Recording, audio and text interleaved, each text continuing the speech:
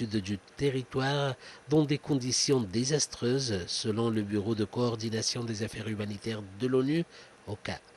Selon l'OCHA, le nombre de déplacés s'élève à 1,6 million de personnes sur les 2,4 millions d'habitants de la bande de Gaza. Dans le nord, où demeurent encore des centaines de milliers de personnes, le manque de nourriture est de plus en plus préoccupant, s'inquiète l'ONU.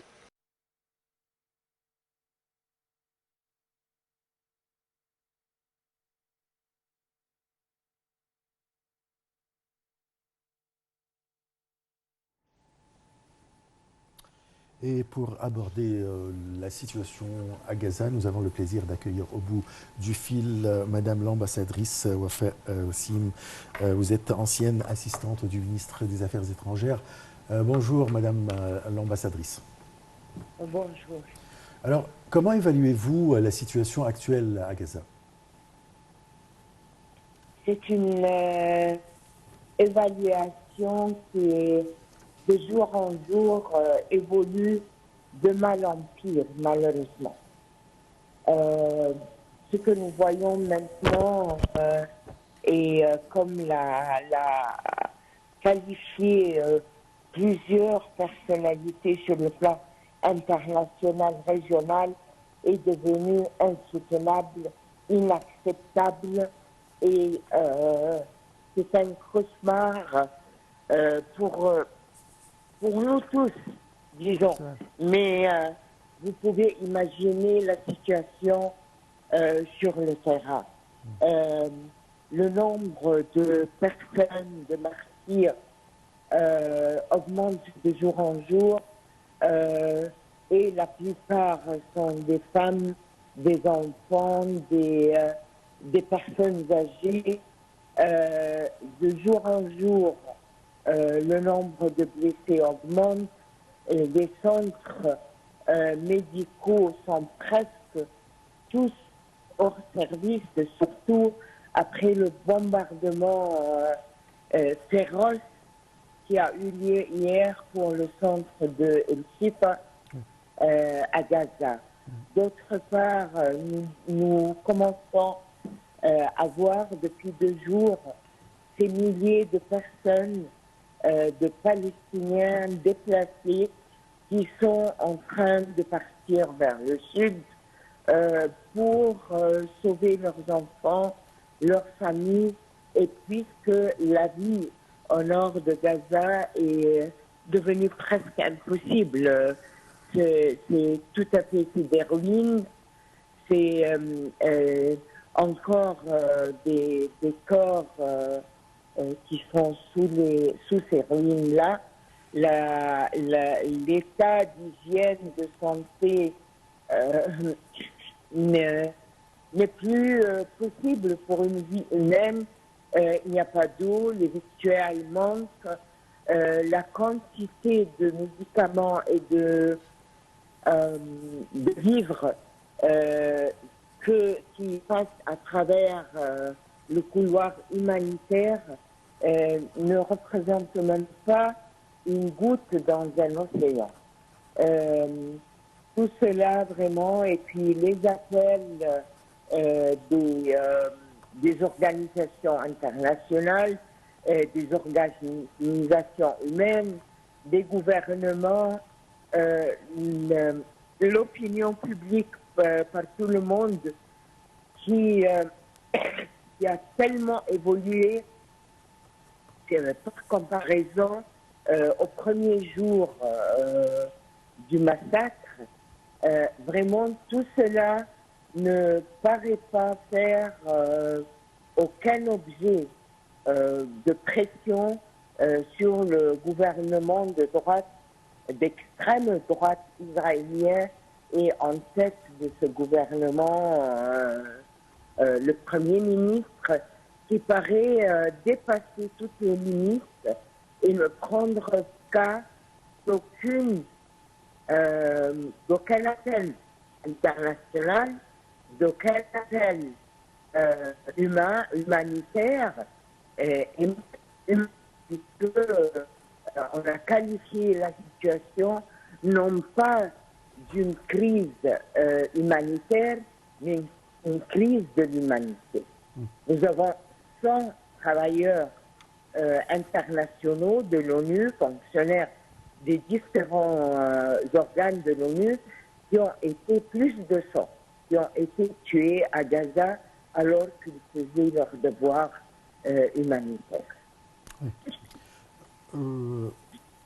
Comment voyez-vous les efforts déployés, ou bien parlez-nous des efforts déployés par l'Égypte pour aider quand même les habitants de Gaza? L'Égypte n'a pas arrêté d'exercer des efforts sur tous les plans, que ce soit sur le plan politique, avec une innombrable série de contacts, de réunions, d'appels entre le président égyptien, son excellence Sisi, et ses homologues par tout le monde, et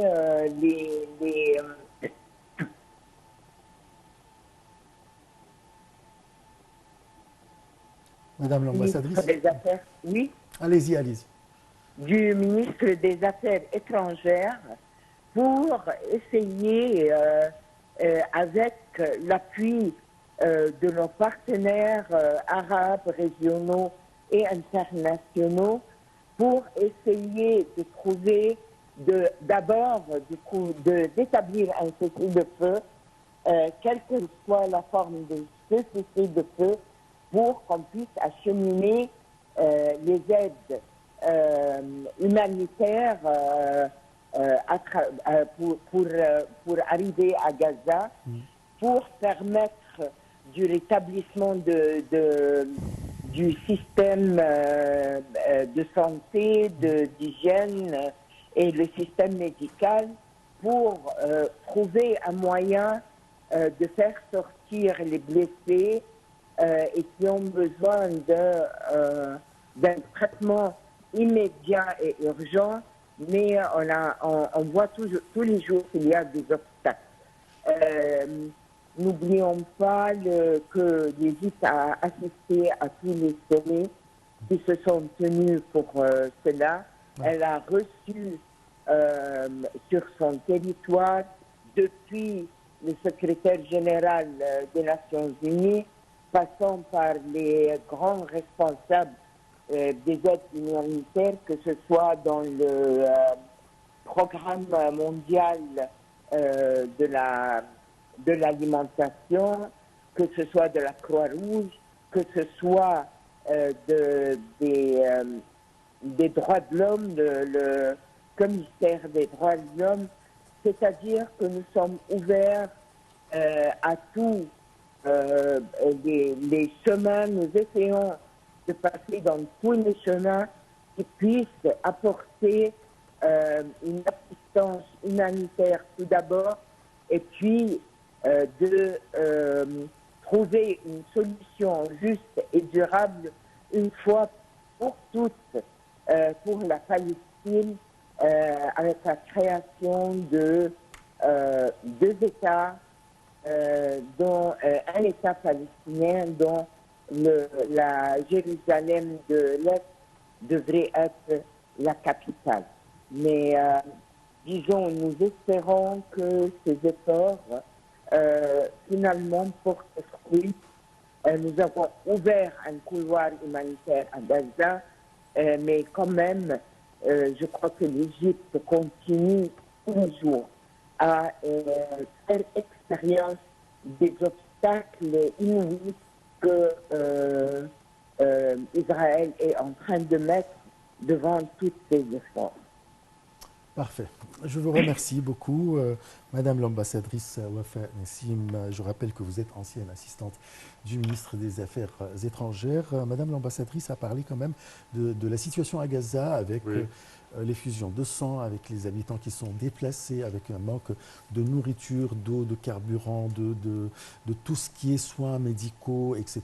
Et puis, et en même temps, les efforts déployés par l'Égypte pour résoudre cette crise et le passage des aides humanitaires, alimentaires, médicales de l'Égypte vers Rafah, palestinien, c'est-à-dire vers la bande de Gaza. Il faut savoir quand même que l'Égypte contribue à collecter toutes ces aides, ou les aides qui sont arrivées ou bien qui arrivent de partout dans le monde, des quatre coins du monde, dont la plupart, bien sûr, ou bien la grande partie vient de l'Égypte même.